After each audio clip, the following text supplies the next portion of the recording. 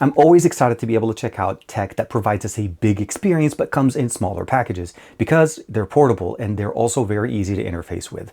The Tribit XSound Plus 2 speaker that we have here is that embodied in a small speaker. What we're looking at essentially is a small speaker with a big sound experience, app support, and a really nice customization option. Not only that, if you happen to drop this in the pool, this thing will actually survive. So without further ado, let's go ahead and check out all of the cool features of the Tribit XSound Plus 2 Bluetooth speaker.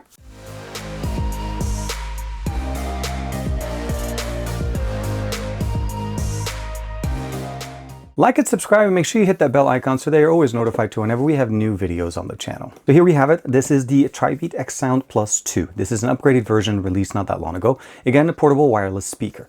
It does have up to 24 hours worth of playtime with the batteries that we have in here. Two 15-watt speakers, so there's one on the right, one on the left, and then we have basically the sub or the radiator in the center. And of course, IPX7 waterproof, which means this can last up to a meter of water up to 30 minutes in case you forget it and you drop it in the pool. It's definitely going to be okay. Lastly, before we go too far, we already talked about the IPX7. We have Bluetooth 5.3 support, hands-free calling with the built-in microphone, again, the playtime, 3 custom sound EQs built in here, and you're able to customize them and change them in the app. And of course, stereo pairing if you happen to have 2 of them. Unfortunately, I only have 1, but we'll definitely get a great experience with it. In the box itself, the speaker comes obviously pre-assembled. Everything is pretty much straightforward there. You could see the 2 different speakers, again, both 15 watts, and the radiator actually has an opening in the front as well as in the back to be able to give us that sub experience. On the top, we have a power button, a Bluetooth pairing button, a volume down button, a play, pause, as well as a skip forward and skip back button. Volume up. We have the EQ configuration, 3 different ones pre-configured out of the box, and you're able to change those in the app. And if you are going to be basically pairing them to another speaker so you can get that true wireless experience or true stereo experience with them, this will be the ability of pairing them together. But again, you do have to have 2 pieces together. On the bottom, we have 4 offsets, just footings to make sure that it doesn't slip. The entire package here obviously is IPX7 rated, which means the gasket that we have in the back here is obviously not going to allow any water coming in. It is a little bit harder to get off, but that's actually one of the reasons what makes this very nice. So once you take it off, you'll notice right there, there's an auxiliary in, so you're able to put an aux cable as well as a DC 5 volt if you're going to be running it on power. To charge the batteries, obviously you're going to be using the USB-A/C cable that they do include in the box, and you just connect it directly in the back. I love the fact that we have USB-C everything now. Put it in, and then when you're done, make sure that it goes all the way down so that no water comes in. But that's pretty much it. Everything else, obviously, with the lanyard that we have in here, makes it easy to carry, hang it on the backpack, and of course, adjust the strap if you need to do that. And of course, we do have the instruction manual explaining to us on how to use it. Also, keep in mind, here, when we start playing music, pressing once, pressing it again will start and stop the music. If you double press it, it goes track forward.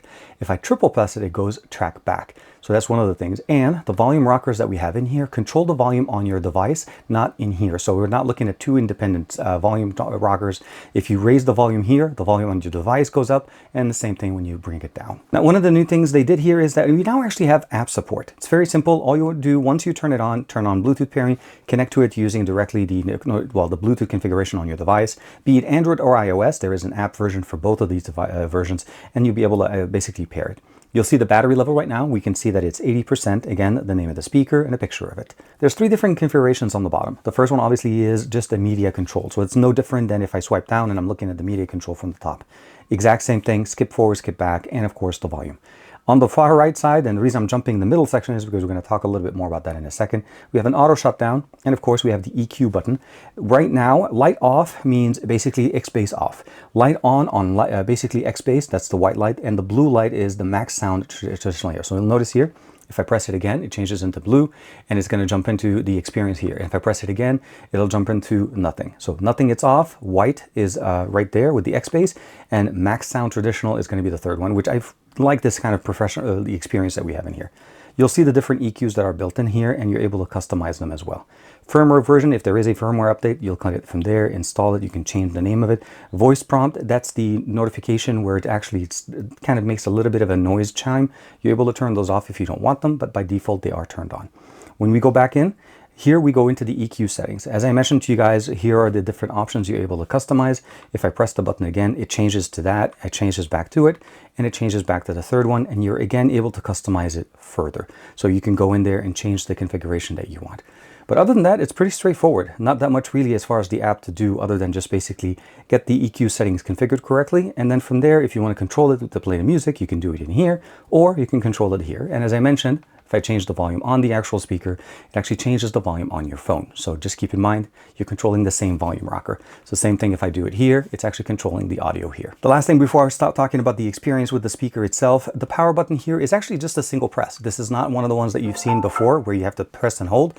Single press on, it turns off and turns on, and it works really, really nicely. Very simple. I did mention to you guys that we are able to make and receive phone calls with this. So let's go ahead and do a quick sample, one indoors and one outdoors, to be able to see how does the audio performance actually kind of sound when you're using the microphone and making it to make or receive phone calls or actually jump into a conference call. So for the audio sample here, we're going to be using the microphone built-in, or the microphone's built in directly to the Tribit speaker.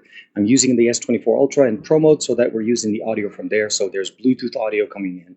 And this should be a good example of, let's say you're using this and making a phone call outside. There's a little bit of wind around me.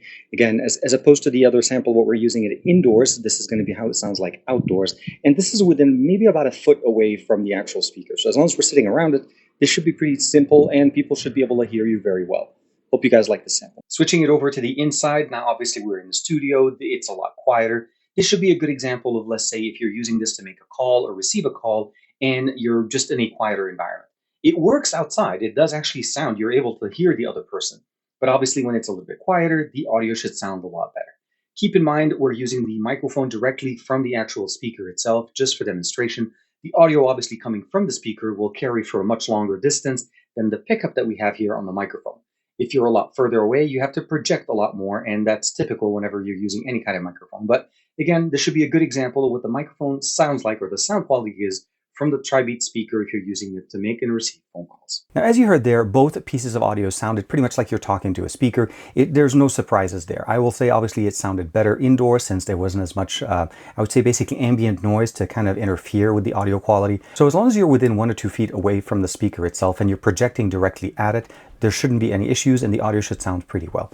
So now let's talk about obviously how does the sound play. We're going to cover it here in the studio to be able to hear how the sound plays back for us with our favorite song. But I also want to share with you guys exactly how does it actually play back as far as the audio when we're outside.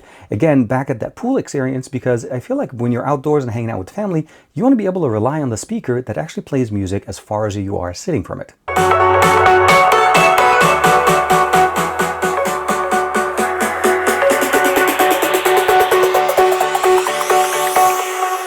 Jack it up.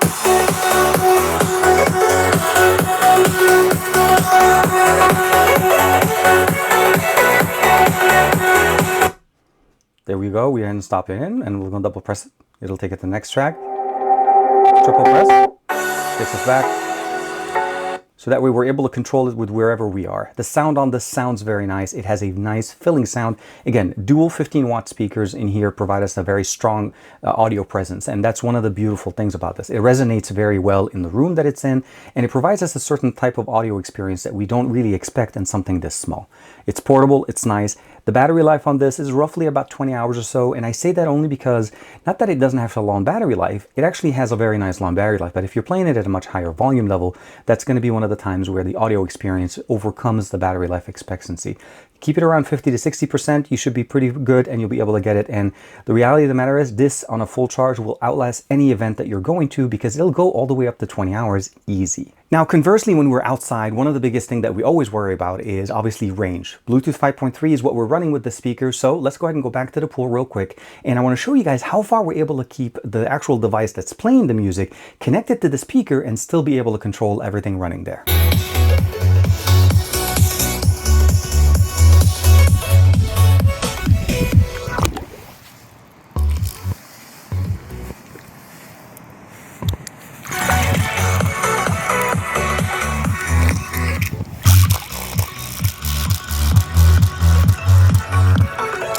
So we're going to do a quick test outside, obviously, to show you guys the range that we get with this little tiny speaker. The one thing I mentioned is connected Bluetooth over a device that I actually have sitting all the way at that table over there. So that's the connection directly in there.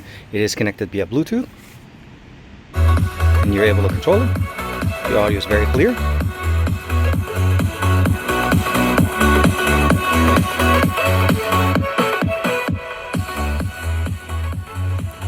We can stop, start again.